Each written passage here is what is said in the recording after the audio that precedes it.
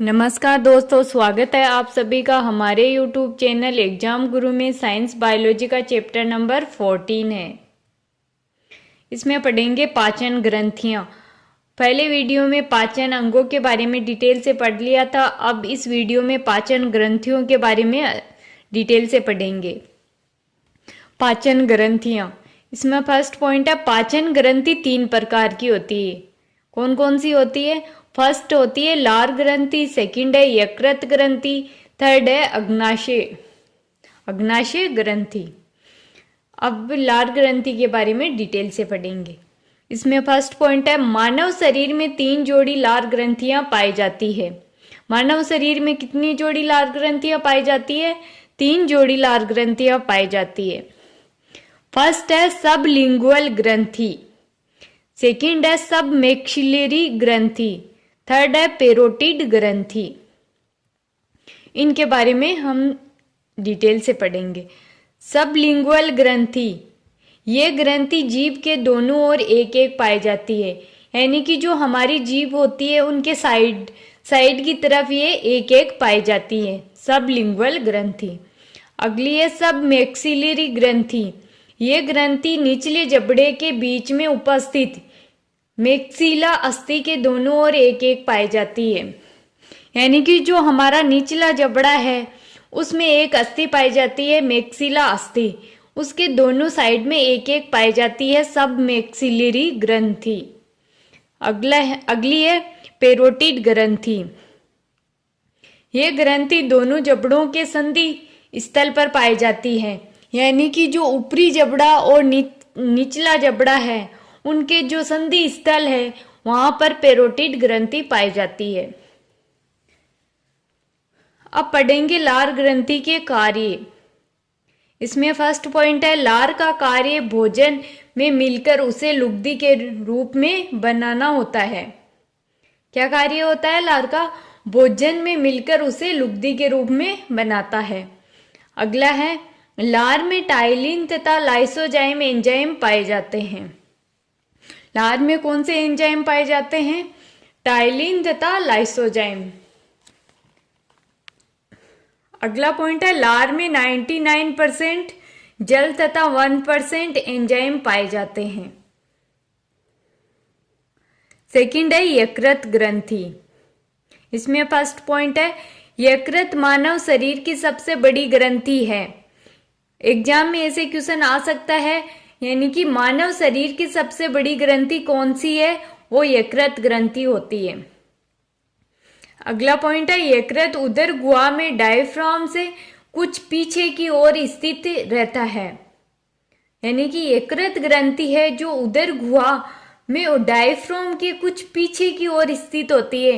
ये डायफ्राम है, ये श्वसन तंत्र पढ़ेंगे, उसमें डिटेल से पढ़ लेंगे इसके बारे में।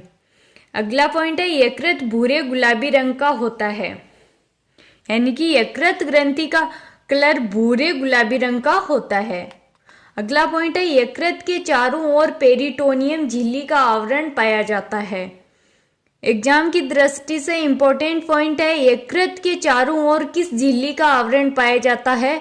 पेरिटोनियम झिल्ली का आवरण पाया जाता है। अगला पॉइंट है यकृत में ही पित्त रस का निर्माण होता है।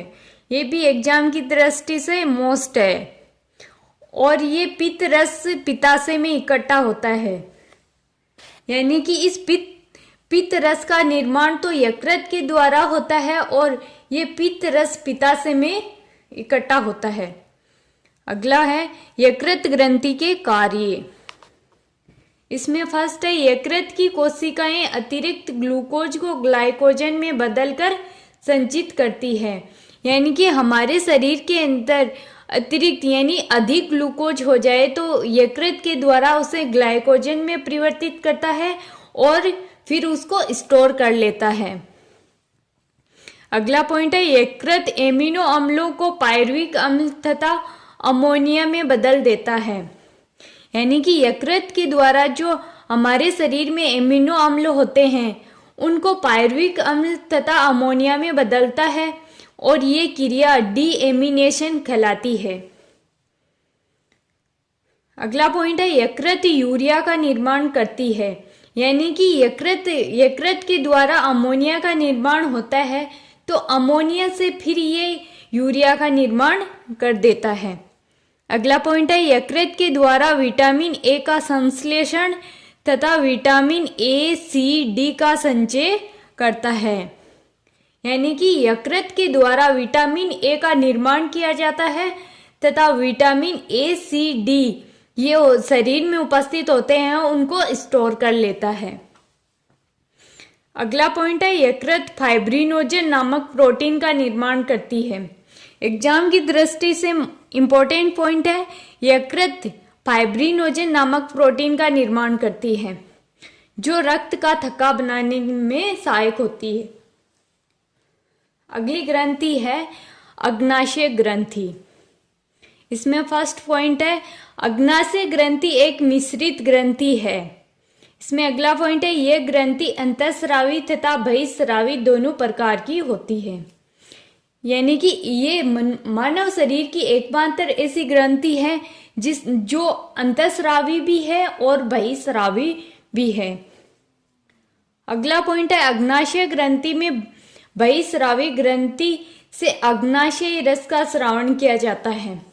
यानी कि अग्नाशय ग्रंथि में जो बहिःस्रावी ग्रंथि होती है उसके द्वारा अग्नाशयी रस का स्राव किया जाता है।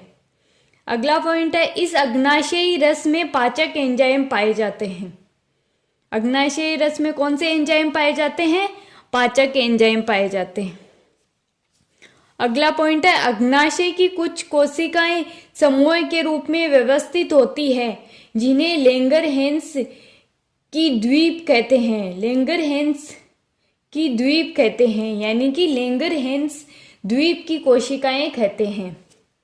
तो ये एग्जाम की दृष्टि से इम्पोर्टेंट है। अग्नाशय को ही लैंगरहैंस द्वीप की कोशिका भी कहते हैं। अगला पॉइंट है, लैंगरहैंस की द्वीप की अल्फा कोशिकाओं से ग्लूकागोन तथा बीटा कोशिकाओं से इंसुलिन हार्मोन का स्राव किया जाता है। यानी कि अल्फा कोशिकाओं के द्वारा ग्लूकागोन तथा बीटा कोशिकाओं के द्वारा इंसुलिन हार्मोन का स्राव किया जाता है।